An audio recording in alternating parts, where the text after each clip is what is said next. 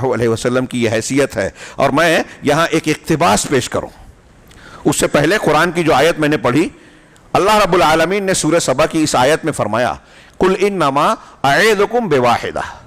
کفار مکہ کے درمیان جہاں رسول اللہ صلی اللہ علیہ وسلم کو مبعوث کیا گیا، ان کے درمیان اللہ تعالیٰ نے کہا کہ آپ ان سے کہیے کہ میں تم کو ایک بات کی اعظکم واعظ کرتا ہوں، ایک بات کی نصیحت کر رہا ہوں. تم میری بات نہیں مانتے، مجھے جھٹلا رہے ہو. رسول اللہ صلی اللہ علیہ وسلم کفار مکہ سے خطاب کر رہے ہیں. اللہ حکم دے رہا ہے کہ آپ ان مشرکین اور منکرین سے کہیے جو آپ کو نہیں مان رہے ہیں، نبی نہیں ماننا چاہتے، آپ ان سے کہیے انما اعظکم بواحدہ، کہ تم کو ایک بات کی میں دعوت دے رہا ہوں، ایک بات کی نصیحت کر رہا ہوں. کیا؟ ان تقوموا للہ مثنی و فرادہ، کہ اللہ کے لیے تم تنہا تنہا دو دو کر کے یا تنہا تنہا کھڑے ہو جاؤ. اللہ کے لیے، اللہ کے لیے میری یہ بات مانو کہ اللہ کے لیے تم دو دو آدمی کھڑے ہو جاؤ یا ایک ایک آدمی. ثم تتفکروا، اور پھر غور کرو، غور و فکر کرو. ما بصاحبکم من جنہ، کہ تمہارے اس ساتھی یعنی محمد صلی اللہ علیہ وسلم کو کوئی جنون اور دیوانگی نہیں ہے. جنہ جنون، کوئی پاگل پن نہیں ہے، جنون نہیں ہے. یہ تم غور و فکر کرو. یہ قرآن کہہ رہا ہے، اللہ تعالیٰ مشرکین اور منکرین کو خطاب کر کے کہہ رہا ہے کہ ان سے آپ کہیے کہ آپ کی زندگی اور شخصیت کے بارے میں غور کریں، دیکھیں دو دو لوگ کھڑے ہوں، اکٹھا کھڑے ہوں یا تنہا تنہا کھڑے ہوں. غور کریں کہ کیا اللہ کے نبی جناب محمد رسول اللہ صلی اللہ علیہ وسلم کی شخصیت اور سیرت میں آپ کو کوئی پاگل پن، دیوانگی، بے وقوفی، غیر حکیمانہ بات نظر آتی ہے؟ ضد چھوڑو اور غور تو کرو. یہ اللہ تعالیٰ کہہ رہا ہے. ہاں، ان ہوا الا نذیر لکم بین یدی عذاب شدید، یہ جو نبی ہیں ایک عذاب شدید، سخت عذاب سے پہلے تم کو ڈرانے والے ہیں، آگاہ کرنے والے ہیں، تمہارا بھلا کر رہے ہیں. اس آیت سے کیا ثابت ہوا؟ میں کیا بیان کرنا چاہتا ہوں کہ اللہ کہہ رہا ہے محمد صلی اللہ علیہ وسلم کی شخصیت پر غور کرو کہ پاگل نہیں ہے، دیوانے نہیں ہیں. یہ آیت ہم کو کہتی ہے کہ اللہ کے رسول صلی اللہ علیہ وسلم کی سیرت پڑھنا چاہیے، آپ کی حیات طیبہ میں غور کرنا چاہیے، اور آپ کی حیات طیبہ سے لے کر آج تک دنیا میں جتنے لوگوں نے آپ کی شخصیت کا مطالعہ بغیر کسی تعصب کے کیا، وہ آپ کی حقانیت اور آپ کی سچائی کو ماننے پر مجبور ہوا.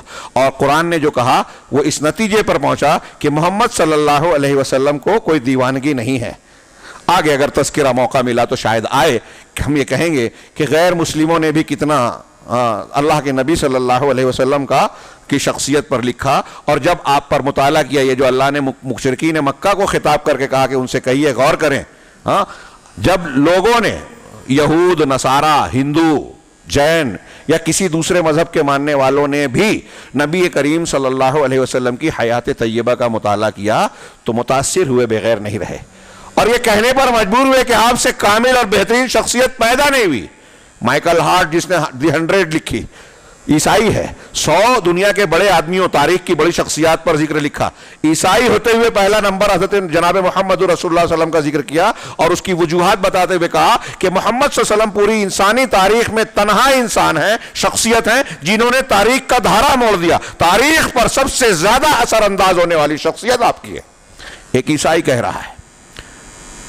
یہ جو میرے پاس کتاب ہے عبدالحلیم اویس کی، اس میں انہوں نے کئی لوگوں کے اس طرح کے نام لکھے اور ذکر کیا کہ شیخ محمد خلیل یاسین مصر کے ایک عالم ہیں، انہوں نے ایک کتاب لکھی عربی میں محمد عند علماء الغرب، محمد صلی اللہ علیہ وسلم مغرب کے علماء کے نزدیک. اس میں انہوں نے 250 جو انہوں نے ذکر کیا صرف اتنے ہی نہیں ہے، لیکن انہوں نے اپنی کتاب میں 250 ایسے یہودی اور نصرانی علماء کا ذکر کیا، مسلمان نہیں، یہودی اور نصرانی عیسائی علماء کا، جنہوں نے رسول اللہ صلی اللہ علیہ وسلم کی سیرت طیبہ پر کتاب لکھ کر شہرت حاصل کی. بہت سی کتابیں لکھی دوسری، اس میں انہوں نے کچھ مثالیں بھی دی ہیں، میں شاید پیش نہیں کر سکوں، لیکن ان کو شہرت نہیں ملی. ہاں، طہ حسین العقاد جو ادب کی دنیا میں مشہور ہیں، منحرف تھے، بدعقیدہ تھے، انہوں نے جب سیرت پر لکھی تو ان کو شہرت حاصل ہوئی. ہاں، اللہ کے نبی صلی اللہ علیہ وسلم کی سیرت کی کتابیں یہاں ذکر کر دوں. یہ قرآن، ہاں، قرآن جو ہے، حضرت عائشہ صدیقہ رضی اللہ تعالیٰ عنہ سے کسی نے پوچھا، آپ وہ حدیث سنتے ہیں کہ اللہ کے نبی صلی اللہ علیہ وسلم کا اخلاق کیا تھا، کردار کیا تھا، تو مائی عائشہ نے ہماری والدہ ہماری ماں مسلمانوں کی ماں نے جواب دیا کانا خلقہ القرآن اما قرأت القرآن، کیا تم نے قرآن نہیں پڑھا؟ اللہ کے رسول کا اخلاق قرآن ہے۔ آپ قرآن میں جا بجا دیکھیں گے کہ نبی کریم صلی اللہ علیہ وسلم کا چہرہ نبوت، آپ کی شخصیت، آپ کی سیرت کا پورا عکس قرآن میں نظر آتا ہے، اور قرآن میں جو الفاظ ہیں وہ آپ کی شخصیت میں چلتی پھرتی جو ہے زندہ تصویر نظر آتی ہے۔ انک لعلی خلق عظیم لقد جاءکم رسول من انفسکم عزیز علیہ ما عنتم حریص علیکم بالمؤمنین رؤوف رحیم۔ آپ پڑھیے 30ویں پارے میں الم نشرح لک صدرک ووضعنا عنک وزرک الذی انقض ظہرک ورفعنا لک ذکرک۔ ہم نے آپ کے ذکر کو بلند کیا، کیا ہم نے آپ کے سینے کو نہیں کھولا؟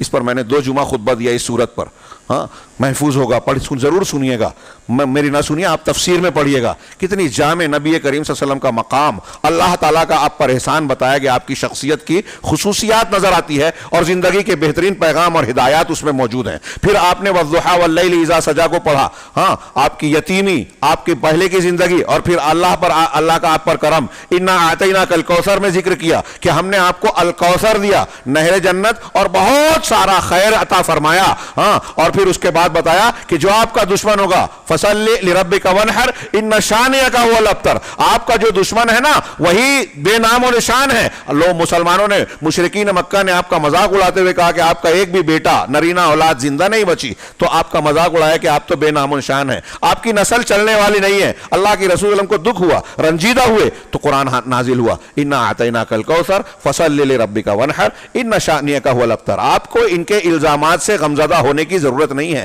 ارے اللہ نے تو آپ کو الکوثر دیا، ہاں ورفعنا لک ذکرک میں کہا کہ آپ کے ذکر کو بلند کیا۔ کوئی آدمی باپ کے بعد مسلمان نہیں ہو سکتا جب تک اللہ کی الوہیت کے ساتھ آپ کی رسالت کا اقرار نہ کرے۔ اذان نہیں دی جا سکتی جب اشہد ان لا الہ الا اللہ کے ساتھ واشہد ان محمد رسول اللہ نہ کہا جا سکے۔ نماز نہیں ہوگی جب تک کہ اس میں درود نہ پڑھا جائے۔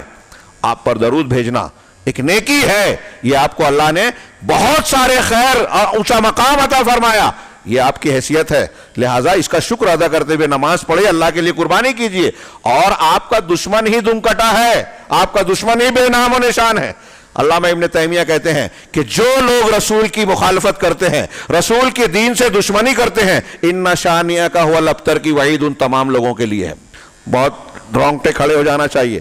آج کل ہمارے یہاں بہت سارے لوگ پیدا ہو گئے ہیں، کوئی حدیثوں کا مذاق اڑاتا ہے، انکار کرتا ہے، ہاں ہماری سمجھ میں یہ حدیث نہیں آتی، ہاں امریکہ یورپ اور ان کی جدید تہذیب سے متاثر ہیں، ہاں اور بہت ساری حدیثوں کو سمجھتے ہیں کہ یہ سائنس اور جدید حالات کی روشنی میں اس کو ہم تشریح نہیں کر پاتے، تو آپ کی جہالت کی بنیاد پر آپ اللہ کے رسول کی حدیثوں کو رد کر دیں گے؟ تو رسول اللہ صلی اللہ علیہ وسلم کے مقام، حیثیت اور آپ کی حقیقت کو انہوں نے سمجھا ہی نہیں ہے۔ لہٰذا اگر وہ رسول کا مذاق اڑاتے ہیں، رسول کی سنتوں کا مذاق اڑاتے ہیں، رسول اللہ صلی اللہ علیہ وسلم سے دشمنی مول لے لیتے ہیں، تو اللہ تعالیٰ کی یہ وعید اس کے لیے بھی ان شانئک هو الابتر۔ اللہ کے رسول کے مخالفین کے لیے ان لوگوں کو بھی وعید ہے، تبت یدا ابی لہب وتب، جس پہ اللہ تعالیٰ نے کہا کہ ابو لہب اور کے دونوں ہاتھ کٹ گئے، تباہ ہو گئے، اور وہ خود بھی تباہ ہو گیا، اس کے ساتھ ساتھ اس کی بیوی کے لیے بھی عذاب کی وعید سنائی۔ اہل علم نے اس کی تشریح میں کہا تھا کہ یہ کفار مکہ میں بہت سے کافر تھے، اللہ کے رسول صلی اللہ علیہ وسلم کی ایمان نہ لانے والے، جھٹلانے والے، لیکن بطور خاص ابو لہب کے لیے کیوں یہ آیت نازل ہوئی نام کے ساتھ؟ ہاں اس کی بیوی اور اس کا ذکر کیوں ہوا؟ کئی اسباب مفسرین نے بیان کیے، وہ میرا موضوع سے ہٹ جاؤں گا اگر میں اس تفصیل میں جاؤں۔ تو ابو لہب رشتہ دار تھا، چچا تھا، لیکن اور دوسروں کے مقابلے میں رسول اللہ صلی اللہ علیہ وسلم کی زیادہ مخالفت کرتا تھا، اس کی بیوی بھی سزاتی تھی۔ آج اگر کوئی گستاخ رسول ہوگا، رسول اللہ صلی اللہ علیہ وسلم کو یا آپ کی شخصیت کا مذاق اڑائے گا، کارٹون بنائے گا، آپ کی کسی چیز کو رد کرے گا، تو اس کا انجام بھی تبت یدا ابی لہب وتب کے حصے میں کا حصہ اس کے حصے میں بھی آئے گا۔ نبی کریم صلی اللہ علیہ وسلم کے میں نے اشارے کیے یہ قرآن کی کچھ حصے پیش کر کے۔